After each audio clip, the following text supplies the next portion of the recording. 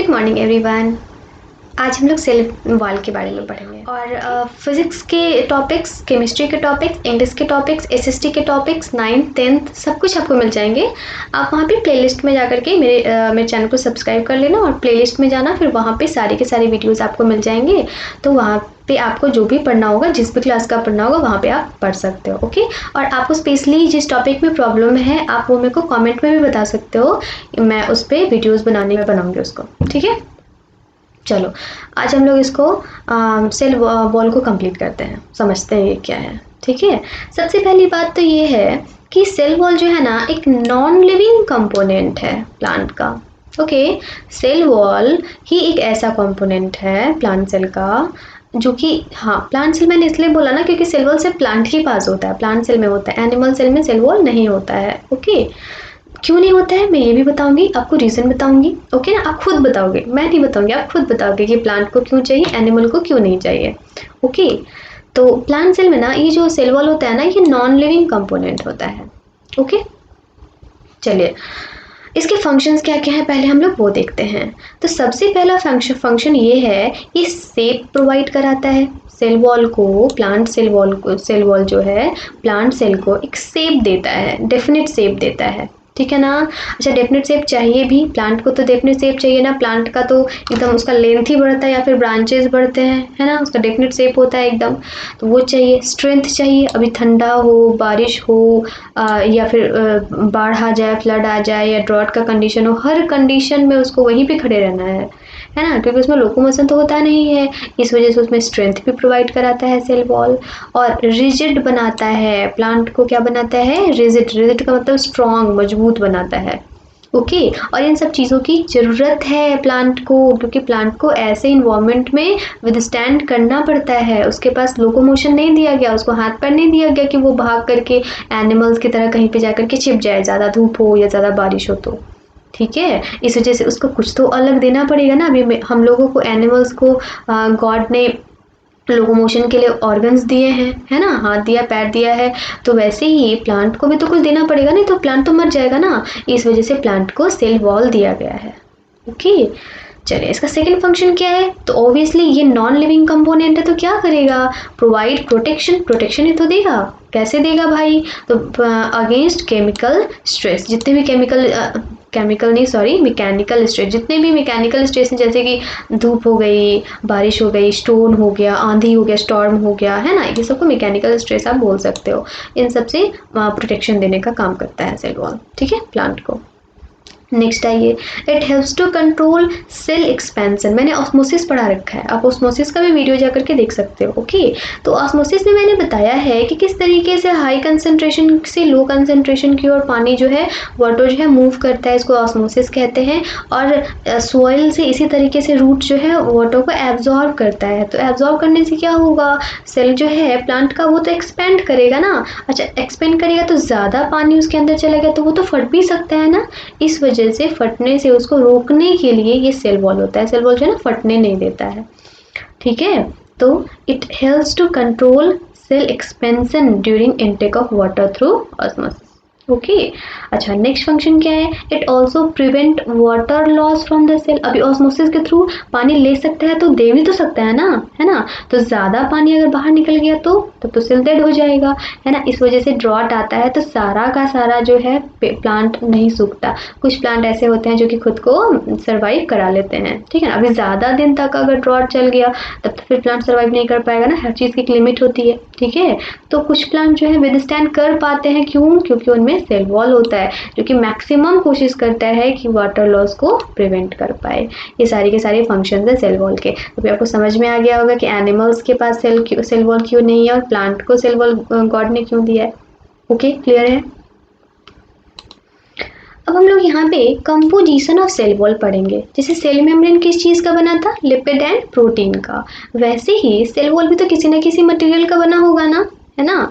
तो देखो यहाँ पे एक बहुत इंपॉर्टेंट चीज़ आपको समझनी ये है कि बहुत सारे स्टूडेंट्स को ऐसा लगता है कि सेल वॉल सिर्फ प्लांट के पास होता है।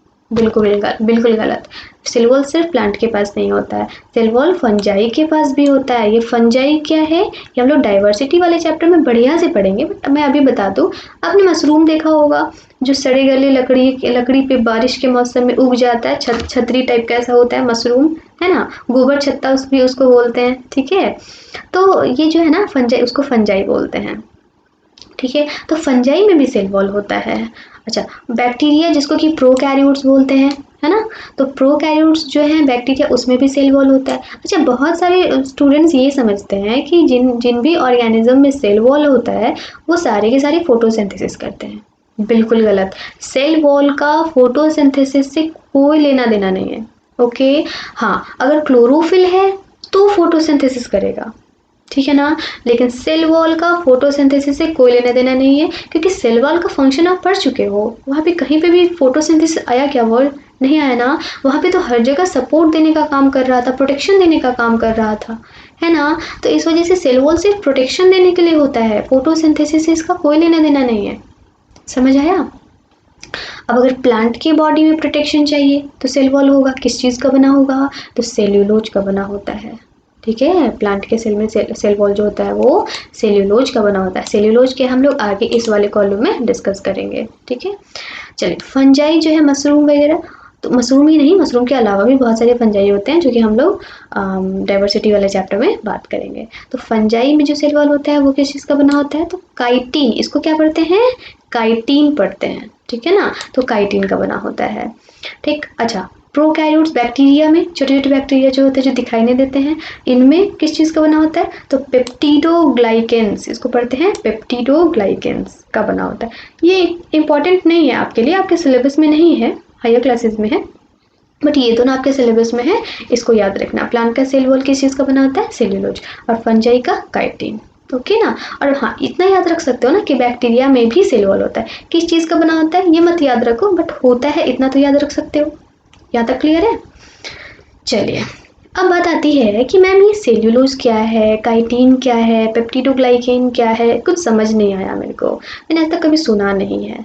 अब सुन लो, ठीक है। देखो, आप कार्बोहाइड्रेट तो जानते हो ना, वन ऑफ द न्यूट्रिएंट है, जैसे प्रोटीन हो गया, फैट हो गया, रफेज हो गया, वाटर, तो वैसे ही कार्बोहाइड्रेट है ना। ये एनर्जी देता है, बचपन से पढ़ते आए हो, है ना। पोटैटो में होता है, राइस में होता है, व्हीट में होता है, लेकिन इसके बहुत सारे फॉर्म्स हैं, ठीक। इसको शुगर भी कहा जाता है, तो आप कैसे कह सकते हो कि फॉर्म्स ऑफ शुगर या फिर फॉर्म्स ऑफ कार्बोहाइड्रेट, ठीक है। ये आपके लिए न्यू है, पर जानना कंपलसरी है, जरूरी है। चलिए, अच्छा, ये आपकी बुक में नहीं मिलेगा, ओके, मैं आपको एक्स्ट्रा बता रही हूँ जैसे मैं हमेशा बताती हूँ, ओके। देखो, कार्बोहाइड्रेट जो है ना वो 3 तरह का होता है। पहला, 1 शुगर मॉलिक्यूल, वैसा कार्बोहाइड्रेट जिसमें शुगर का मॉलिक्यूल 1 हो। सेकेंड, वैसा कार्बोहाइड्रेट जिसमें कि शुगर का मॉलिक्यूल 2 हो। थर्ड, वैसा कार्बोहाइड्रेट जिसमें कि शुगर का मॉलिक्यूल 10 या उससे ज़्यादा हो, ठीक है।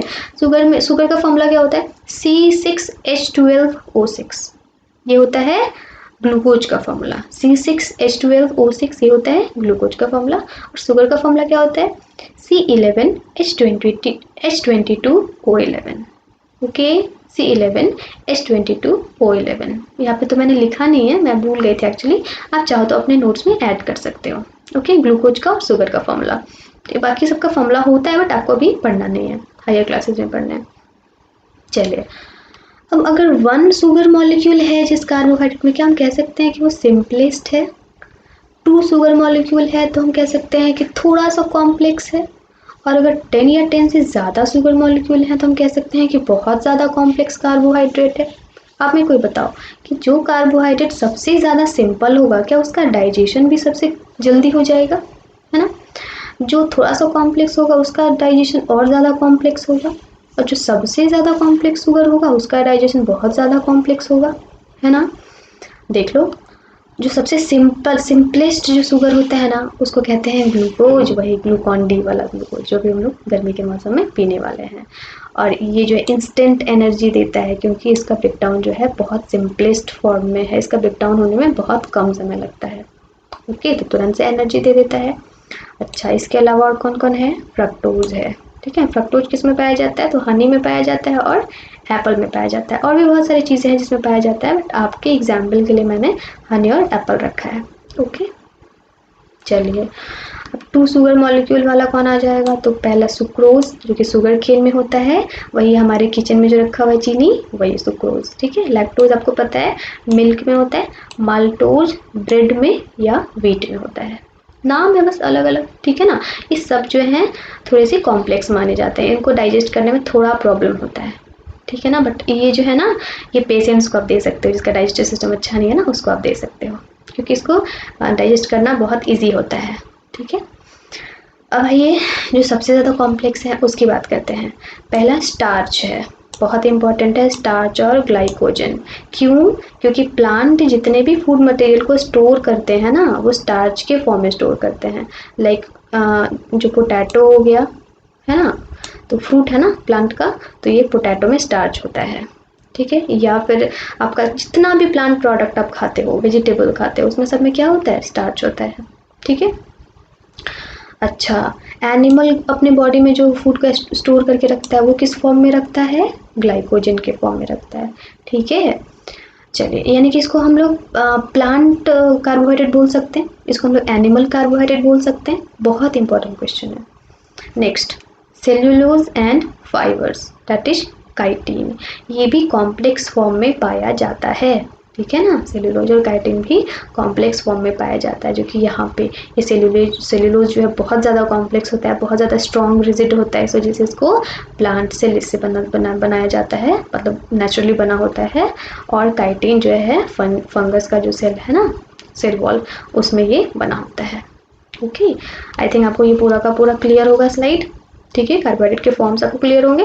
देखो ये सारी की सारी फॉर्म्स याद रखोगे ना तो आपको नेक्स्ट चैप्टर में जब भी आएगा कि माल्टोज आया, लैक्टोज आया, सुक्रोज आया या ग्लाइकोजन आया, तो आपको पता होगा कि ये कुछ और नहीं है, ये कार्बोहाइड्रेट का ही टाइप है, ठीक है ना। और आपको ये भी पता होगा कि कौन सिंपल है और कौन कॉम्प्लेक्स फॉर्म है, इसलिए मैंने इसको यहीं पे क्लियर कर दिया। ओके, बस आपको सेल वॉल इतना ही पढ़ना था, ठीक है।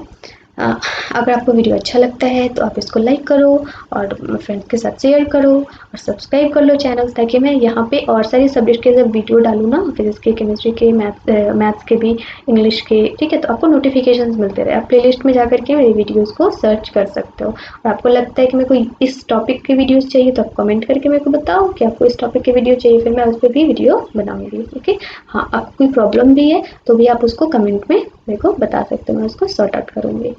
Okay, thank you. Bye bye.